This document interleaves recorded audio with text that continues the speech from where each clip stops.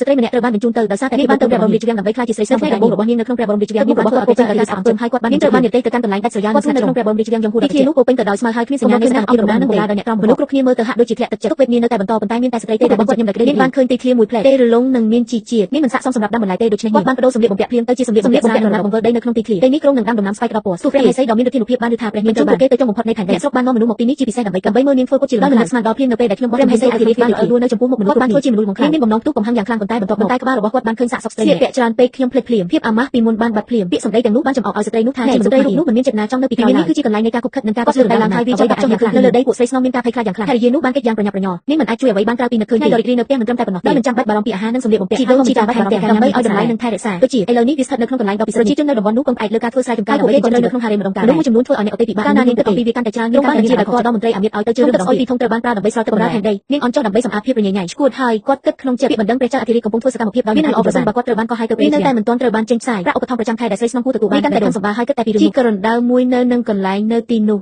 គ្រាន់តែនាងចាប់ផ្ដើមនិយាយស្ដីភ្លាមសូត្រមិនដឹងខ្លួនតតែសោះថាទ្វារព្រះបរមរាជវាំងមនុស្សបានរុញទំខាំងដោយស្ងៀមស្ងាត់ហើយឥឡូវនេះទាំងអស់រាល់ការត្អូញត្អែនិងការជេរប្រមាថទាំងអស់អធិរាជនៅពីក្រោយគាត់បានឬអ្នកដែលអំដំណើរគាត់ដឹងច្បាស់ណាស់មន្ត្រីនោះមានការថប់បារម្ភយ៉ាងខ្លាំងទៅការណែនាំរបស់សន្ទុនដែលផ្ដល់ឲ្យតាមរយៈការសម្ដែងនោះបានលងក្នុងអារម្មណ៍របស់នាងផ្ទាល់អូរីមិនដឹងខ្លួនតតែសោះរហូតដល់ព្រះរាជាលែងអាចទ្រាំស្ដាប់បានទៀតហើយមុនពេលដែលនាងអាចចាប់ផ្ដើមស្ដីបន្ទោសគាត់ស្ត្រីដែរបន្ទាប់មកពេលខ្ញុំដឹងខ្លួនខួរក្បាលខ្ញុំក៏ទេមួយរហូតដល់ខ្ញុំភ្លើងដ៏ធំមួយហៀបនឹងឆាប់ឆេះ